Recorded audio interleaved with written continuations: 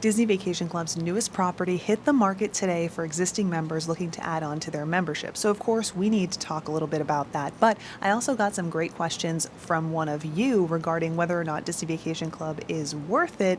So we're going to dig into that too. Hey everyone, welcome back to the channel and welcome to the balcony. It's not a very exciting location today, I know, but we've got a lot to cover. I've got some notes, I've got a cold drink. So grab yourself something, get comfortable, and let's dig in. Now, like I said, this new Disney Vacation Club property hit the market today for existing Disney Vacation Club members who are looking to add on to their membership. But if you're not currently a DVC member, don't worry, you'll have your opportunity to buy in at this particular location here soon. Of course, we're talking about the Island Tower over at Disney's Polynesian Villas and Bungalows. Now, every time we talk about Disney Vacation Club, especially when a new property becomes available or when it's in the works, it starts to become part of the discussion, there's always a question of whether or not DVC is worth it. And yeah, we've talked about this in the past, but you know what? We're going to talk about it again because not only is it good to check in every once in a while, see if my opinions have changed any, but for those of you who are just joining us, maybe don't know my thoughts on this, I can share them with you now. Now look, every time we talk about whether or not Disney Vacation Club is worth it, I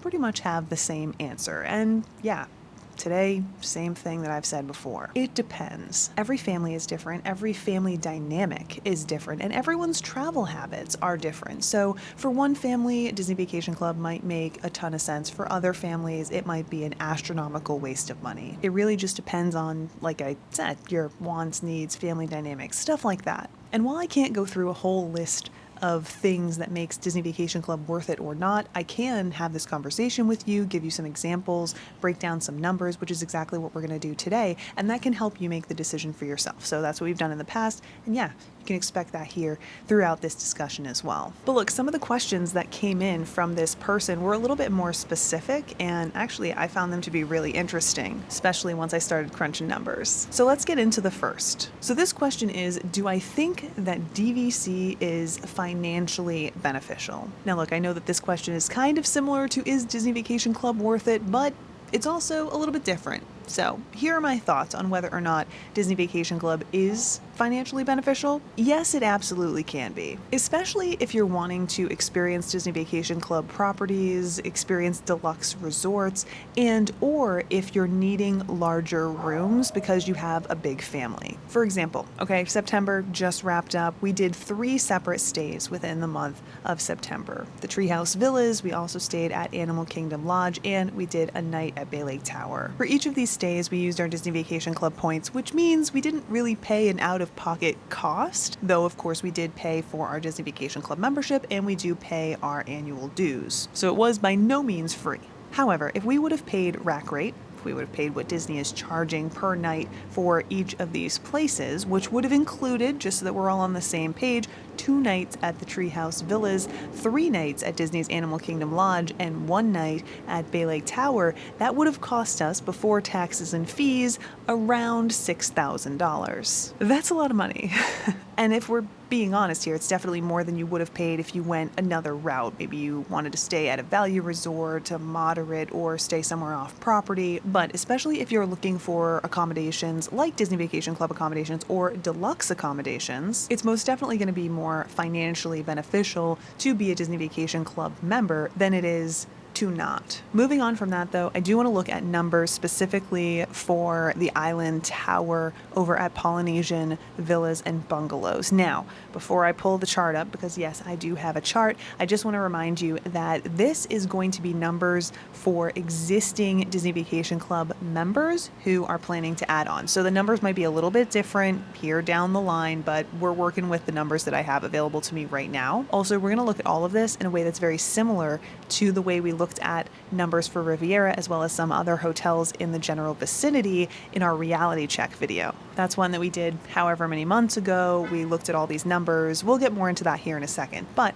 first, let's pull up the chart for what it's going to cost you to become a Disney Vacation Club member at this Island Tower at the Polynesian Villas and Bungalows. So the current price per point is $225 for existing members adding on for a contract of 175 points, which isn't currently the minimum number of points in order to get that blue card or be a member who qualifies for member benefits and perks, but it's the number we've been working with since we started talking about this stuff, so we're sticking with it. For that 175-point contract, it's going to cost you roughly $39,375. Now, of course, there are annual dues that come with Disney Vacation Club membership, and currently those annual dues for the Polynesian villas and bungalows is $1,440.25 for the year 2024. Now, it's important to keep in mind anytime we talk about annual dues that they do go up year to year. For the sake of discussion today, we're going to assume that they don't. That's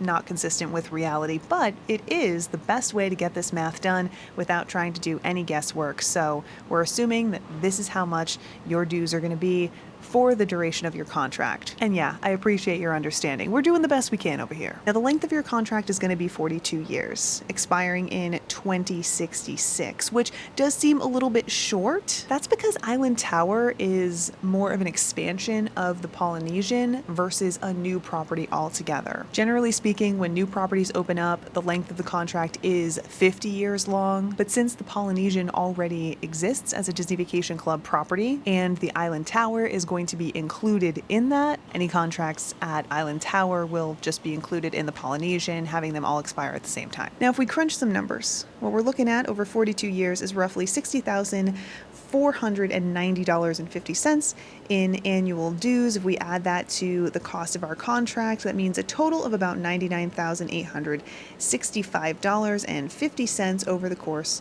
of those 42 years, which again, just like we've said before, is a lot of money, but we're talking about over the course of 42 years. And quite frankly, if you're vacationing annually over the course of 42 years, it's honestly not that bad. But if we crunch some numbers to see what the value of a point is for this contract, it comes to roughly $14. By the way, we do that by taking that total number, dividing it by 42, and then dividing that by 175. So that's how much you're paying over the course of that 42 years for each point. And then we look up the number of points. I know it's very exciting stuff. We look up the number of points for a particular room and multiply that by the value of that point. That's how we get this number that I'm going to show you here in a second. Oh yeah, I got another chart.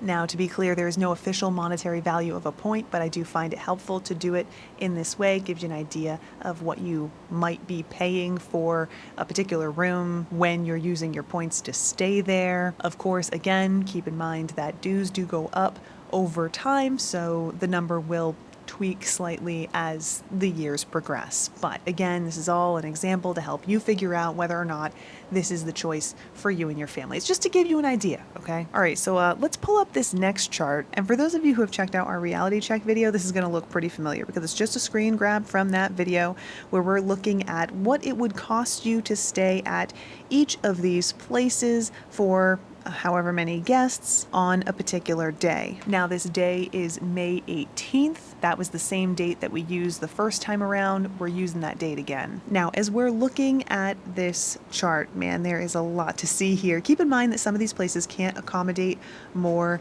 than 4 guests per room. So in that case, we're going to need 2 rooms, and the price that we have listed here is going to reflect that. Also, as a reminder, I chose these hotels because they are some off-property and off-property adjacent hotels that are still considered to be deluxe. You know, these aren't your value options, but they're also super close. In fact, the Walt Disney World Swan, including the Dolphin and the Swan Reserve, is located right in that Epcot area where you also have 2 Disney Vacation Club properties. So that was the choice to go with these hotels, and we're sticking with them because we've already talked about them before. So again, trying to keep things uniform. So the Gaylord Palms is going to be about $416.78 per night. That's for 4 guests. Of course, that goes up to $833 per night for 6 and 8 guests. It's actually down from what it cost last time we looked at these numbers. The Waldorf Astoria is also down, though the Walt Disney World Swan pricing has increased. The Riviera Resort for cash rooms has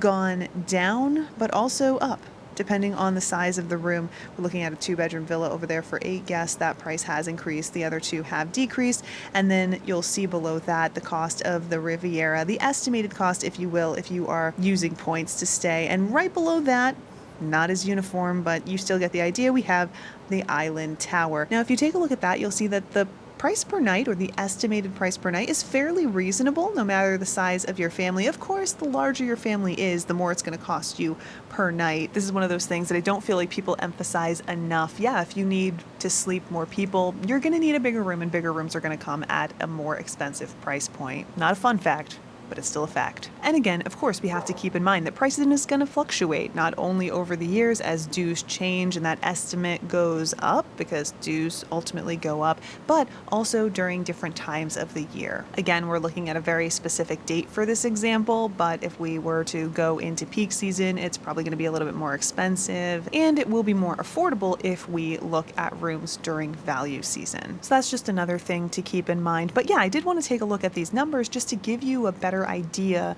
of how financially beneficial it can be to be a Disney Vacation Club member, because as you can see, it definitely can be a huge savings depending on the type of room that you're looking for, which may vary depending on, again, your family size, your family dynamic, what you want out of a room, where you want to stay. So that's just some food for thought. But I do want to move on to the next question. Do you think DVC gives you the freedom to stay where you want?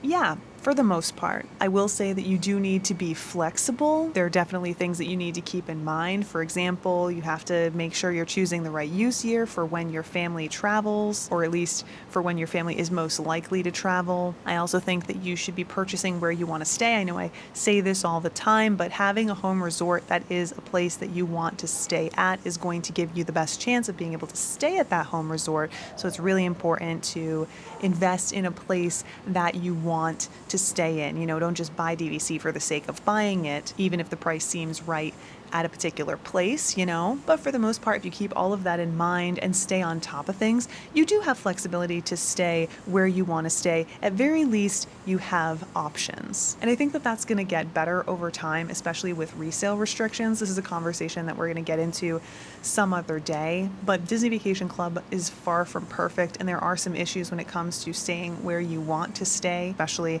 if you're at a very popular resort. I run into that all the time with Beach Club. I know we've talked about that already in the past, but if you have the flexibility to travel during different times or stay in a bigger room, or maybe you just want to explore a number of different resorts, which is something that we've done right here on the channel, Disney Vacation Club membership does give you the option to do just that. Also, Disney Vacation Club is a lot easier than some other timeshares, because that is essentially what DVC is, a timeshare, to sell off and get out of. I know there are a lot of people out there who run into a ton of issues with their timeshare. It's not really the same with DVC. That's why we see a lot of Disney Vacation Club resale. So, people get DVC, they realize it's not for them, they move on from it by selling it. That's definitely an option that's available to you that gives you that little bit of flexibility in a different way. That's something to consider as well. But I think that about covers it. Of course, I want to know what you have to say. Are you considering the Poly Tower? Is this a place that you're interested in? Are you going to be